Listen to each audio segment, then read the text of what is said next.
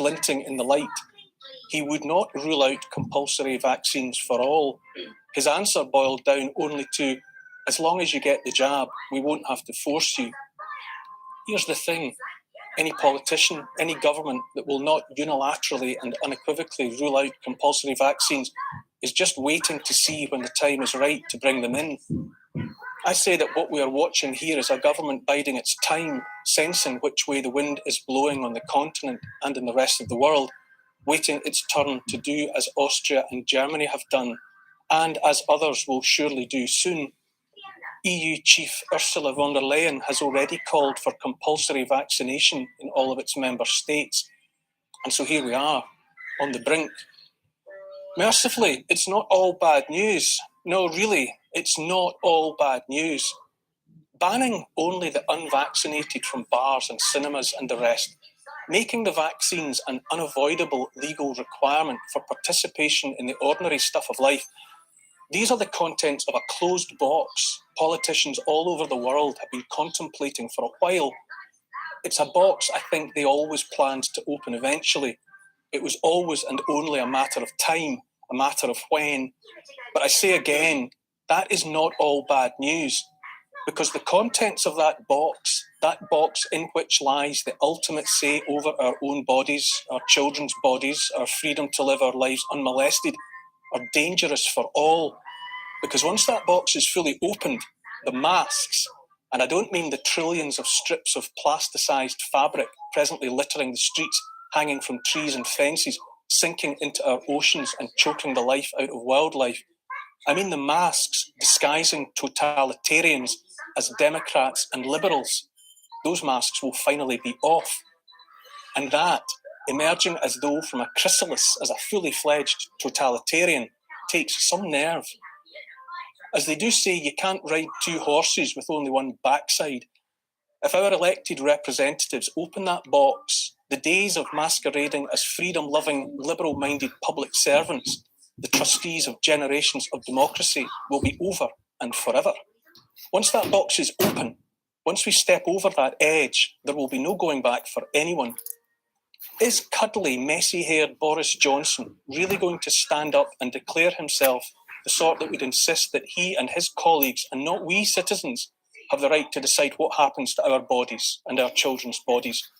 The same Boris Johnson who so reveres Winston Churchill, the Churchill who spoke so effectively about the duty to stand up to tyranny so that people might be free to proceed towards the sunlit uplands. Would that version of Boris Johnson be prepared to sanction the kind of tyranny and then force that would surely be required in order to get a vaccination, multiple doses of a vaccination, into every arm? I don't know the answers to those questions because I cannot look into his or anybody else's heart. But when I say the cold wind of compulsory vaccines is not all bad news, I mean it, because it will reveal the truth of what governments here and around the world are really all about, and the truth will set you free. What anyway will be the truth, the reality of compulsory vaccinations? I've wondered what that will look like. No doubt it starts with tighter and tighter lockdown for the unclean, more and more restrictions on movement until such folk are effectively shut up in their homes. There will be loss of jobs, punitive fines, confiscation of property, maybe seizing of bank accounts. The opportunities are endless for a government seeking to force people to do that which they do not want to do. But eventually, I imagine, if all else fails, it must come down to force, naked force. Eventually, it comes down to a citizen held down in a room and a needle stuck into his or her arm.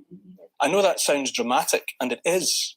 But if a government decrees that every man, woman and child has to take the vaccine, willingly or not, well, force is how it ends.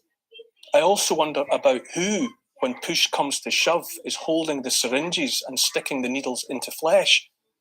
Physicians take oaths about first doing no harm and about the inviolable sanctity of informed consent, which is to say understanding what's about to happen to your body and being 100% happy about it. And the free man or woman always having the right to say no and to have that no respected without fear of disabling consequences. I wonder about doing no harm and informed consent, and then I wonder how many physicians will be prepared forcibly to inject people who are unwilling, people who have simply said no. And if not physicians, then who will get the job done? COVID is an illness that is survived by 99% of those who contract it. The vaccines don't stop people contracting the illness, nor passing it on to others. As for the Omicron variant, many scientists, including in Africa where it was first identified, say that so far it has resulted only in mild symptoms. And there is no doubt that there are many questions remaining to be answered about the safety and effectiveness of the vaccines. From the beginning of vaccination, those questions have been silenced. That strategy makes no sense to me and seems plain wrong. Already we know for certain that uncountable millions of people, children among them, have suffered dreadfully on account of the lockdowns and other measures already endured. Even as we seek to comprehend how much damage has been done, politicians, scientists, and the mainstream media are howling from throats wide open for more of the same. I say, and in this I speak only for myself, that the idea of compulsory vaccines in these circumstances is an evil one. Evil. Russian writer Alexander Solzhenitsyn survived to tell the tale of life in the gulags, the work camps of the Soviet Union. He wrote, "The line separating good and evil passes not through states, nor between classes, nor between political parties either, but right through every human heart and through all human hearts. This line shifts. Inside us, it oscillates with the years, and even within hearts overwhelmed by evil, one small bridgehead of good is retained. For now, I choose to believe, at least to hope, that unmasked totalitarianism, such as we shall shortly see in Germany and Austria and elsewhere, if and when vaccines are made compulsory and then enforced, that enough people will be so repelled by the behaviour of their leaders and their leaders' servants that they will stand up and say no, and mean it. The line separating good and evil passes through every human heart. I believe that. I know it runs through mine, and that I have the capacity to do wrong as well as right.